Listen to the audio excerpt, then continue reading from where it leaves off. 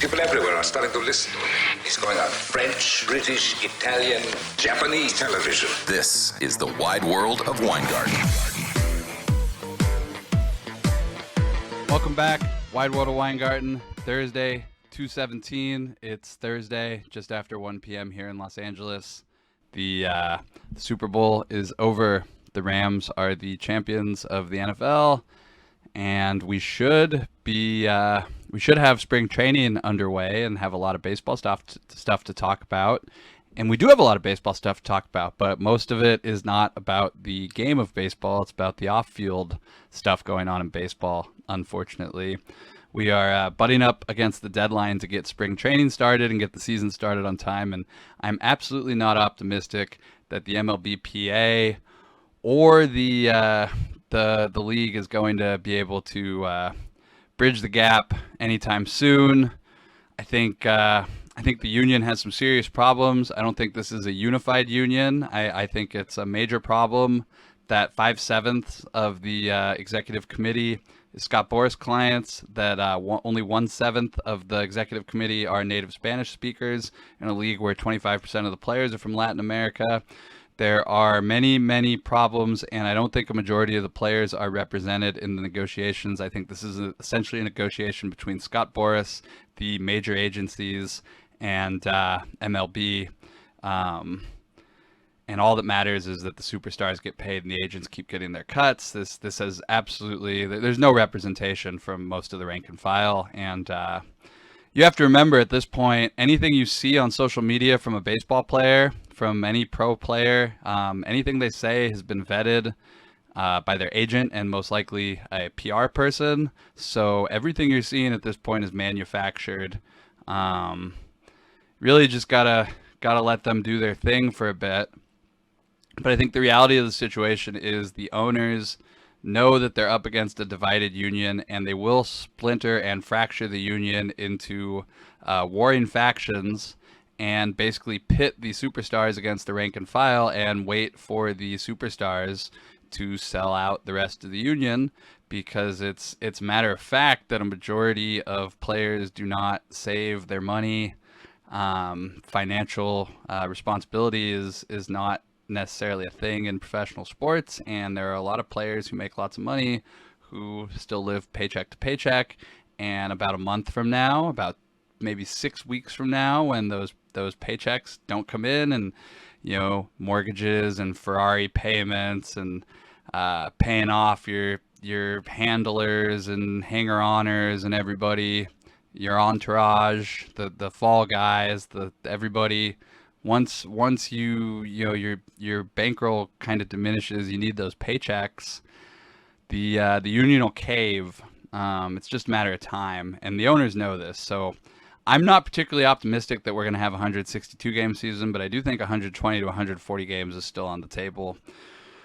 But I'm fine taking a couple more weeks off. I had a long football season, so if they want to take another month off, let them. I'm happy to come back and get a start late spring and work all summer. So we're probably looking at a delayed start to the season, but there's still going to be baseball. It's still going to be minor league baseball. It's still going to be Mexican baseball. There will still be baseball played in one form or another somewhere in the world that we can bet on. Besides the lockout, there's plenty of other stuff going on in baseball right now. The Topps 2022 Series 1 set was released this week, and I looked on eBay last night. 13 of the top 14 highest price cards right now are Wander Franco. The 14th highest price card that's not a Wander Franco is a Mickey Mantle insert. The 2022 Topps set is celebrating the 35th anniversary of the 87 set using the same template. It's actually one of my favorite templates from the junk wax era, but I wouldn't pay the current eBay prices for these cards or for packs. If it's anything like the 87 set, these sets are going to be around for a really long time, and the market will be super saturated come this summer. So no reason to pay these outlandish prices. If I did want a Wander Franco card, I would simply buy his first Bowman, and if I didn't want to invest $10,000 in a Wander Franco card, which I don't necessarily do, I would bet him to win the MVP at 28-1 at DraftKings.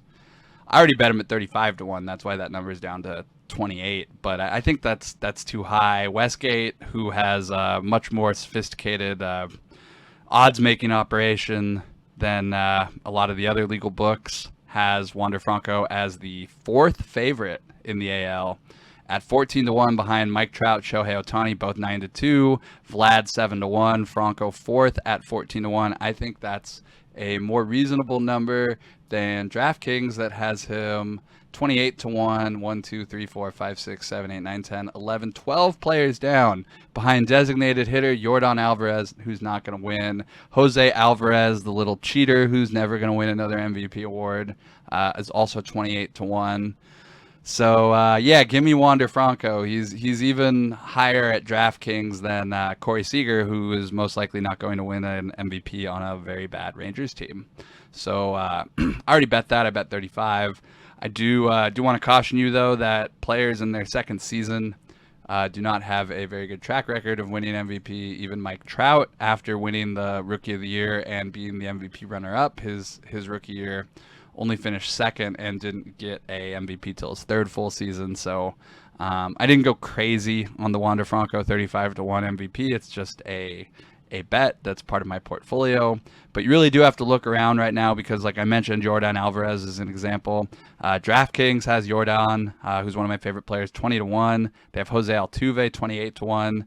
I wouldn't play either of those numbers because if I wanted either of those guys to win MVP, I'd just go to Westgate. I'd bet both of them at 50-1. So always shop around if you have the opportunity, but don't necessarily take the first number you see in these markets. There's plenty of good numbers out there right now, and we'll jump more into these player future numbers as the theoretical start to the season gets closer. I am slowly betting some of these. I haven't gone crazy, but I have probably made five or so bets so far. I just haven't talked about all of them yet because it's still so early. I don't feel a need to reveal everything I've already bet. But I did want to point out something I saw interesting when I was looking at Cy Young numbers earlier this week. I thought, well, what are Trevor Bauer's odds hypothetically? I was hoping maybe I can get like 100-1 or 50-1 on him from somebody who wasn't paying attention. But the only place that had him up actually again was Westgate. He's 14-1. He's the 6th highest favorite in the NL, according to the Westgate, which I actually think is not that bad of a number, especially if you're of the opinion, like I am, that Trevor Bauer is going to be on the Dodgers opening day roster. If I could bet on that, I would. He was not charged by the Pasadena District Attorney or the LA District Attorney's office, which was absolutely not a surprise to me. I kind of assumed as much, considering it took him 6+ months to come back with whether or not they were going to charge him in the first place. The longer it went, the less likely he was going to be charged. But beyond that, when the judge in the restraining order trial earlier in 2021 called Bauer's accuser materially misleading, I knew the case was over that minute because a judge doesn't have to use that language. She could have just said, misleading, or she could have been more polite in the wording, but materially misleading essentially says the court doesn't believe you, and that was it. I mean, I knew Bauer wasn't going to be charged with anything then. Now the question is he going to be suspended? And if you've already seen his representatives, Rachel Luba and Bauer himself, come out and say he's absolutely not going to be suspended because he didn't do anything wrong, I totally understand where they're coming from. He was acquitted. He was not charged with a crime. The judge called his accuser materially misleading, and now MLB wants to suspend him. I absolutely don't expect Trevor Bauer to allow that to happen. He will absolutely appeal this with his full legal representation, and he's likely going to win. Whether or not you like Trevor Bauer is irrelevant to the case to suspend him for the 2022 season, and I think MLB has one of the flimsiest cases to suspend him that I've ever seen. And if they do suspend him, I expect it to be litigated and arbitrated and Bauer won't accept. He won't accept a single game suspension. If you tried to compromise with him and say 10 games, 5, whatever, 20, he'll say no. He'll say 0. He's just gonna keep saying 0. And if they try to fight, they will litigate back. And I don't think it's going to end well for the league. I think Bauer will be on the Dodgers opening day roster if for no other reason than they owe him a lot of money. And, the Dodgers aren't going to pay him $30 million to sit at home and do nothing. They're going to get those 200 innings out of him this season. So I would actually keep an eye on him for Cy Young. It's going to be very hard for him to win, and I doubt anyone's going to vote for him. But he's still a top ace level pitcher in MLB, and the Dodgers are going to need those innings out of him, especially if it looks like Clayton Kershaw's not coming back, and Max Scherzer didn't re-sign. They have a lot of holes in that rotation this year, and I don't expect Clayton Kershaw to be back after the lockout. By the way, if the Dodgers did want him back, they would have re-signed him already. He's likely going to go home to Texas and finish his career with the Rangers, which is fine because I personally don't want to see him pitch anymore for the Dodgers. I think it's been like several years of him kind of just being good, but not good enough, and being injured too much. And there's really, there's a saying that I like called the saying is the best part of a happy ending is knowing when to roll the credits. Sometimes as an athlete, you got to know when to walk away from a situation. And coming back to the Dodgers and watching his ERA go up and his numbers go up while his career ends and he kind of flounders is not how I want to remember Clayton Kershaw. I want to remember him as the guy who finally won a championship in a shortened season that kind of only half counts. But I don't think Kershaw's coming back, so I think that's an added reason why the Dodgers need another anchor at the top of the rotation. And personally, just talking about myself for a second, I think Trevor Bauer is a huge asshole. I don't like him, and I liked him when he won me the Cy Young, when I won him 35-1 on the Reds in the strike shortened season. But I thought when the Dodgers signed him, he's just an asshole. Like, what are the redeeming qualities about him? I know people say he's a good teammate and he's always trying to teach his other teammates stuff and learn, and he's very analytic minded. But like, he's just an asshole. That's at the end of the day. Like, I remember watching him in spring training last year, and he was pitching with one eye closed. Like, he just goes out of his way to piss off everybody around him, his teammates. Like, everything he says is stupid. He can't keep his mouth shut. He's embarrassing, and it's just like I totally get it. You don't want him as a teammate. You don't want him in your locker room. But Dodgers aren't going to eat $30 million. Like, whole, morality aside, contracts are contracts, and he's going to pitch for the Dodgers this year. But by no means is he not an asshole, and by any means is he anybody I want to be associated with or be friends with.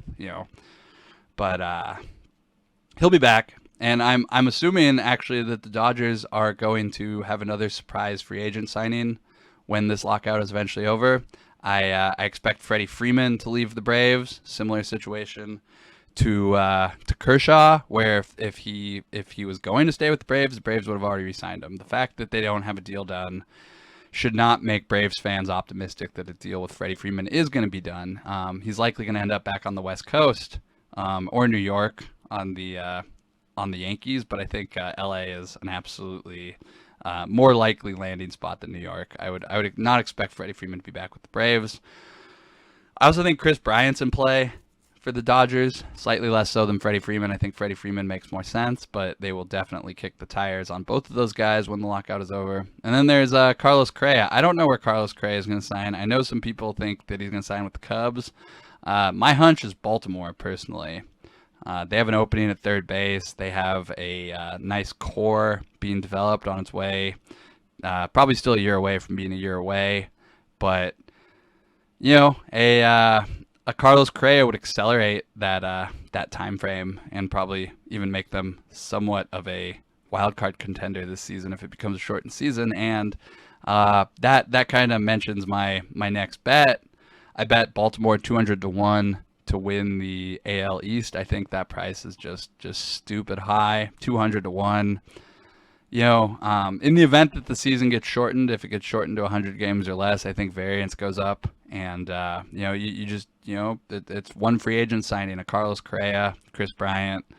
Somebody signs with the Orioles, a 100-game season. All of a sudden, they're not that bad of a team. They have Adley Rutschman coming up, DL Hall, Grayson Rodriguez. They got reinforcements on the way. And, again, they might be a year away, but 200 to 1, I'm willing to take a small shot on that right now. So Baltimore Orioles 200 to 1 to win the division. I think I'll likely be betting Baltimore to win the division every year for probably the next 5 years or so going forward. They'll either win and become a top tier MLB franchise, or the Astros people that have taken over the O's organization will end up kind of having an emperor has no clothes moment, and everyone will realize that they've been tanking forever and they're just losers, which is what they have been and what they might continue to be. But 200 to 1, that's my bet on Baltimore. There was an Athletic article this week about the Dodgers. Speaking of farm systems and developing farm systems, there was a article. The Athletic talked about how the Dodgers are elite talent evaluators, and there's absolutely no doubt about that. But these articles, I mean, every offseason I get an article about the Dodgers, the Rays, how good their organizations are. And, it never talks about the stuff that goes on, the under the table stuff that goes unreported. They're like, and it's funny because it's like places like Driveline, who I respect Driveline a lot, Kyle Body's organization, but they'll retweet this stuff. Oh, they're so good at scouting. The Dodgers are so good at scouting. And it's like, isn't this the same organization that's being investigated by the Department of Justice? Isn't this the same organization that was smuggling scouting tapes out of Cuba as early as 1995? Isn't this the organization that's dealing with cartels and south of the border when it's coming to smuggle Cubans into Mexico? And I can go on. I mean, the Rays. It also talks about the Rays when they say, "Oh, he built such a good organization." The Rays were paying the Buscones in the Dominican Republic under the table to steer prospects that way, and those aren't allegations. Those are, it was written about in Baseball Cop.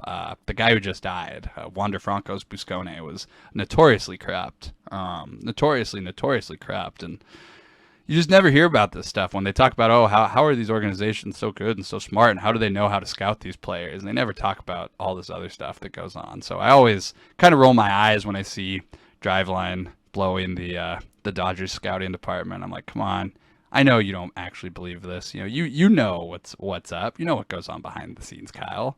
I don't totally know what goes on behind the scenes, but I've gotten my peeks behind the curtain. I do my own research. I just think it's crazy. And when you go south of the border for baseball prospects, you start dealing with dangerous people, Buscones, drug dealers, people who need to get their piece, high-interest lenders. Don't get me started about the prevalence of high-interest lenders in baseball and the lower ranks of baseball. That's another thing that doesn't get talked about a lot. But yeah, this article in the Dodgers scouting, I sometimes think that a lot of the stuff in The Athletic is basically sponsored content for either organizations or the agents that, represent the players. And this was an example of a piece that I essentially thought was sponsored content. And, they talk about, oh, the Dodgers are so great. Dodgers are the best scouts. They run the best organization. And I'm like, wait, so explain to me why they traded O'Neal Cruz, 6'7" shortstop, rookie of the year favorite, an actual unicorn, a baseball player with a 6'7" frame that could play center field. When you're 6'7", you could track down balls in the outfield that other players just physically can't get to. I'm not sure he'll be a shortstop forever, but I mean, he played 2 games at the end of the Major League season last year and had one of the hardest hit baseballs of the season, 118 miles an hour. Dodgers gave that away for a middle reliever. They traded Yordan Alvarez to the Braves for a middle reliever, Josh Fields. Although to this day, I still believe that the Yordan Alvarez trade, there was some sort of under-the-table deal between the Dodgers and the Astros to trade him, because that's the only thing that makes sense to me. Otherwise, the Dodgers just got hornswoggled there. And for such an organization that prides themselves on having the best farm system and being the best scouts, to have 2 huge scouting misses like O'Neal Cruz and Yordan Alvarez almost negates everything else they've done the last couple of years. Could you imagine this Dodger team with O'Neal Cruz stepping in at shortstop for Kyle Seager, with Yordan Alvarez as the first baseman instead of Albert Pujols or as the DH? and it's an entirely different team. It's a team that might actually have multiple championships instead of one fake championship in a shortened season. Reminder, by the way, I'm not a Dodgers fan. I watch a lot of Dodger games, but I'm not a huge fan. It's not that I don't like the organization. I just think, they're boring to me. I think they don't win enough for my liking. For as much money as they spend, to only have that Mickey Mouse title after all this is a little disappointing. But one title's better than no titles, even if it came in a short season versus a team that wouldn't even promote their best player, Wander Franco. Champion's a champion nonetheless, and the Dodgers can hang a banner. So that's that. The Tyler Skaggs trial just ended about an hour ago. Eric Kay, former Angels employee, was found guilty of distributing the pills that killed Tyler Skaggs. I followed this case quite closely. My own investigation, I was able to uncover that Matt Harvey was involved in this pretty early. Just by reading the transaction logs, I was able to kind of identify which players I thought were associated with the drug use on the Angels, and it was pretty obvious that Matt Harvey was implicated from the start, because the Angels abruptly cut him a couple weeks after Skaggs died, when they were in very large need of pitching help. They just dumped him, even though he's Matt Harvey and he's pretty useless even as of a couple years ago. But there were a lot of revelations, allegations in this trial that I don't know how much it was covered outside of Twitter and mainstream media, but Tyler Skaggs was alleged to have pitched high on pills, which is actually kind of interesting to me, because I recall several times having edges on Tyler Skaggs and him just having terrible performances. And looking back on it, it would obviously make sense that, a model was saying, oh, this guy's going to be good, and then he wasn't. And, well, drugs would definitely play a part of that. So, that was unfortunate. The whole situation's unfortunate. Tyler Skaggs is dead. But I also knew, I knew that he was a pill user going back to 2013. His minor league teammates on the Diamondbacks knew he was a pill user. So it just makes me wonder how many other silent pill users there are in MLB. I'm assuming it's not just an Angels thing, but the one of the largest revelations in the trial was Skaggs, Matt Harvey, and Garrett Richards. That's 3/5 of the Angels 2019 or 2018 rotation. They were all pitching while buying and taking pain pills. So that's crazy. We talk about integrity fees to sports books and everything, and 3/5 of the Angels rotation were hard drug users essentially. So a lot of revelations came out in the trial. Matt Harvey's career is absolutely over. I doubt anybody ever signs him again, and frankly, it was over without it anyways. He's been, for lack of a better word, he's been garbage for several seasons. He threw away what could have been a high level all-star career, because he liked the nose candy, and the allegations have been following Matt Harvey since New York. Since he was on the Mets, that he partied too hard, that he did too much cocaine.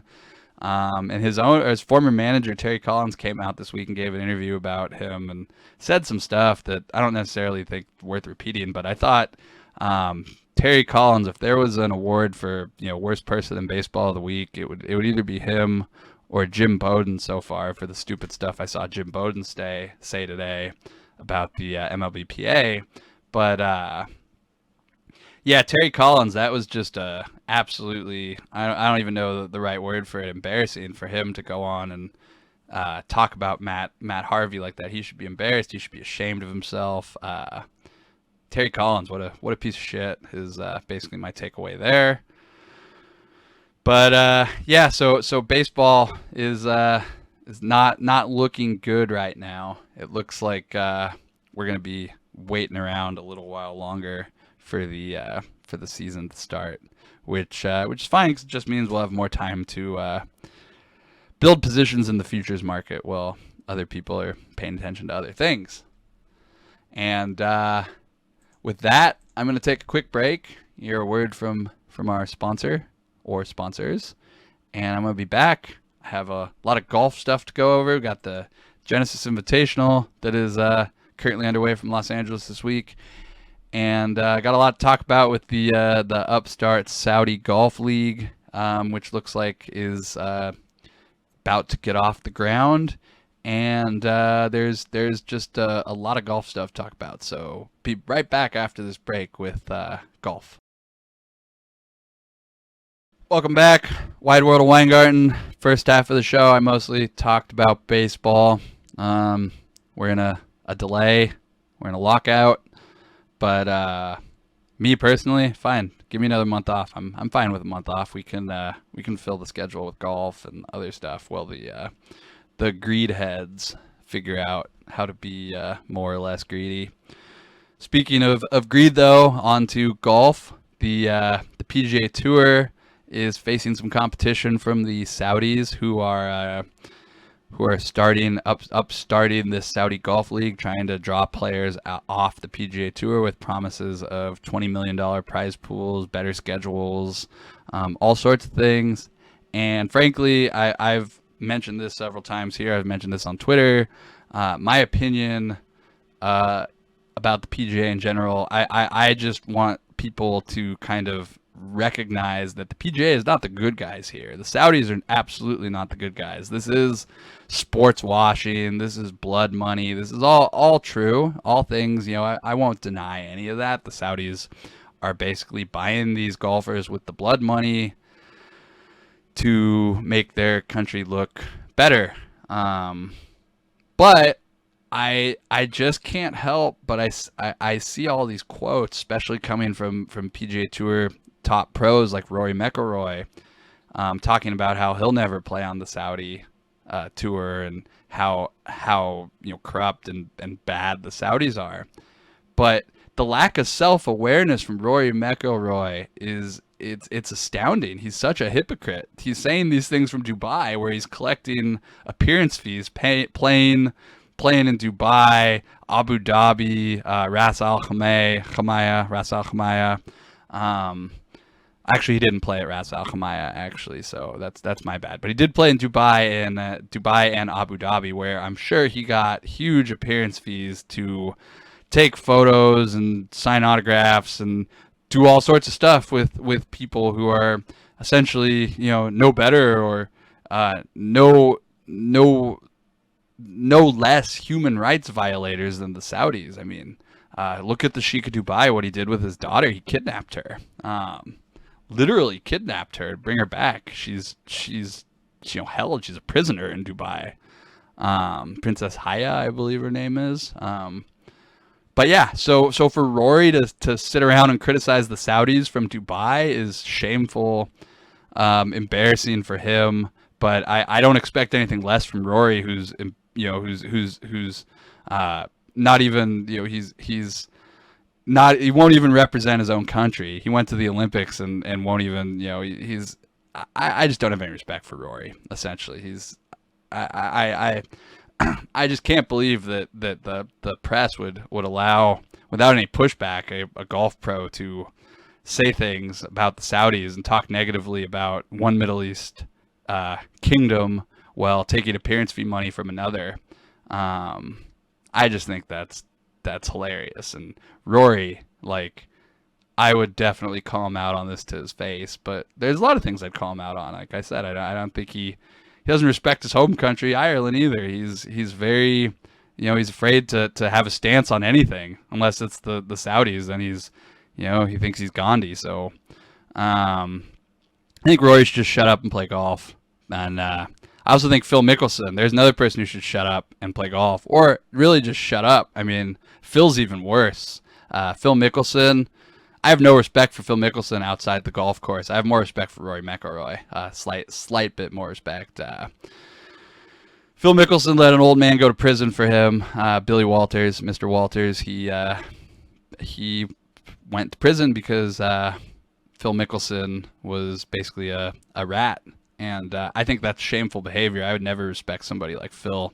In fact, I don't ever want to be in the same room as him. I don't want to talk to him. I don't want anything to do with Phil. I don't like rats. That's well known. If you know me, you know I don't talk to people who do shit like that. So I would never want to be seen in Phil Mickelson's presence. I've bet on him. You know, I bet on him when he won the PGA champion, the Players Champion last year. But betting and how I feel about somebody personally can be different things.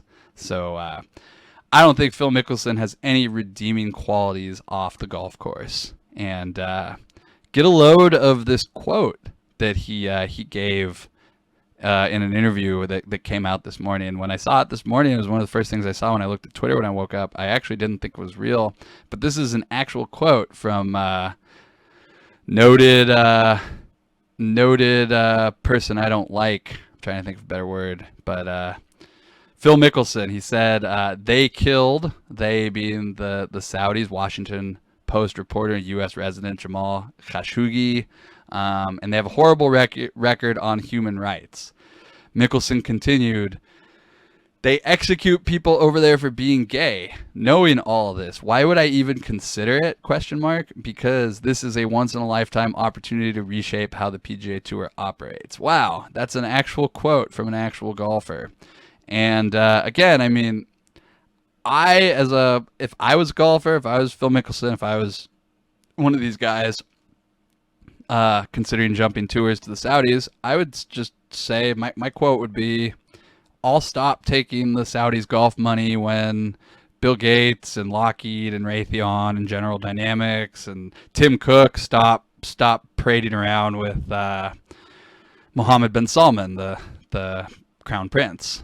But I don't think we should be holding golfers to higher standards than we hold, corporate executives or major military contractors when it comes to doing business with the Kingdom of Saudi Arabia. And this is outside of my own personal opinion on Saudi Arabia. I'm just thinking it's crazy to hold Phil Mickelson, regardless of what I think of Saudi Arabia or Phil. I don't like either of them particularly much, but holding them to a higher standard than the companies and the executives that do business with these Middle Eastern countries is just an obnoxious thought to me. Phil Mickelson is a golfer. If he wants to take blood money to play on the Saudi tour, then let him. I don't think we should hold him to a higher standard than Tim Cook or Bill Gates.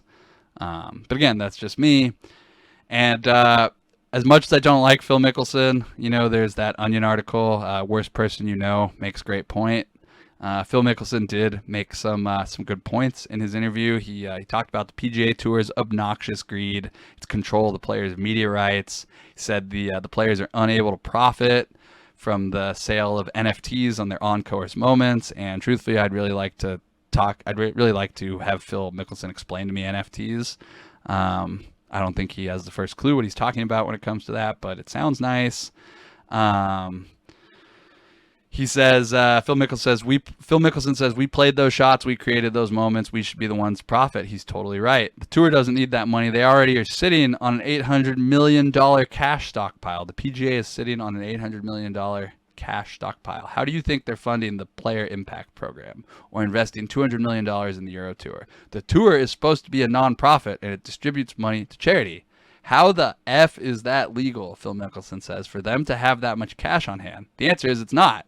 But they always want more and more. They have to control everything. Their ego won't allow them to make concessions. So, again, I don't like Phil Mickelson, but I do more or less agree with him here. The PGA is not the good guys. And in my opinion, having another golf league is a good idea. It's a great idea because that means there's more stuff to bet on. And I like more golf tours. The idea of having more golf events to bet on every week in different parts of the world is exciting to me. Whether those players are taking blood money from the Saudis or they're taking money from, the PGA and their sponsors. And, I can go through a list of the PGA sponsors and we can, play the who does human rights violations in what country game. But I just always have this feeling that the PGA is always just talking down to the players, to everybody, like they're so special and they don't do anything wrong. And it really just takes a very quick shining of the light to expose the dark things that the PGA Tour has been involved with or is involved with. And it's just like, it's like dirty hands pointing fingers at dirty hands. I don't think the PGA Tour has a leg to stand on here. And I don't care if the Saudis want to sponsor a golf league, if PGA wants to sponsor a golf league, if we're going to bring the Outlaw Tour back for betting, 35 to 1, 50 to 1 pays 50 to 1, whether it's the Saudis, PGA, the Outlaw Tour, or a miniature golf course. I don't care who's sanctioning these tours. But let's give the PGA just a little less credit for anything they do. They're not the good guys here. But we're looking at golf. I see Jordan Spieth and Scott Scheffler are currently tied for the first round lead. Cameron Smith, CT Pan, Colin Morikawa, and Jason Kokrak, who has very loudly spoken of his desire to jump to the Saudi tour, although I don't think anyone really cares about Jason Kokrak. He's not a. I mean, who's paying to watch Jason Kokrak play golf? Not me. He's been outspoken about the Saudi tour. He's currently one shot back, but I see some names I like up near the top of this leaderboard. Rahm, Shoffley, 2 under. Sahith Theegala, last week's runner-up, or last week's third place winner. He's 2 under after starting his first round 3 over. And I'm trying to see if I can find anything live to jump in on here, but I don't see a ton that's really compelling to me at the moment. I'm gonna just sit on my McNeely, my Morikawa, Spieth props, my top 10s, top 5s, and wait maybe till tomorrow. But there's I wish I had more betting stuff to tell you that I was betting today, but really this weekend it's golf, and that's about it. I'm gonna probably go to Riviera on Sunday for the final round, assuming I have somebody or anybody in contention. But so basically, if you're wondering what the schedule is going to be like for the foreseeable future without baseball, without spring training, episodes will still be coming out almost every day. I took a couple days off right after the Super Bowl. I was just exhausted, needed a couple days to just get back and get ready to go into baseball. But I will be betting baseball every day. I will be trading baseball cards still every day. And we'll be betting golf. I'll be betting some various other stuff that pops up. But it does kind of suck that baseball is in this holding pattern, but it'll come back. Like don't worry, it's not going anywhere. They will all eventually get back to the table and figure things out. It's just a question of who's going to concede what and how many games we're going to end up getting, because it's going to be under 162 games. I would venture to guess at this point. So stay tuned. We'll do more baseball futures. I'm sure you'll hear me talk more about golf and the stuff that's going on in the golf world. I think most of it's a joke, and the players will play regardless of who's sponsoring and sanctioning the tours. It's just golf and baseball. They just want to argue over who gets the most money and which players will play for the least amount of money. But sports, the business of sports is business. So that's it's no surprise. But to recap so far my baseball bets, I bet Julio Rodriguez, AL Rookie of the Year, 35. I bet him 16 to 1, down to 12 to 1. Julio Rodriguez, AL Rookie of the Year, 16 to 1. Wander Franco, AL MVP, 35 to 1, and the Baltimore Orioles, 200 to 1 to win the AL East. I think that's a good place to stop for today.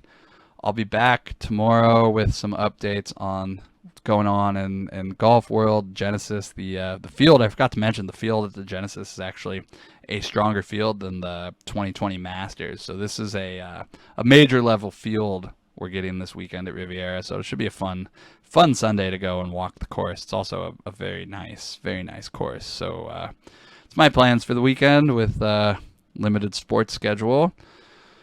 We'll be back tomorrow going over more MLB futures. I'm going to give you a lesson tomorrow on how to analyze the board at the start of the season, and we'll go from there. So thank you for listening.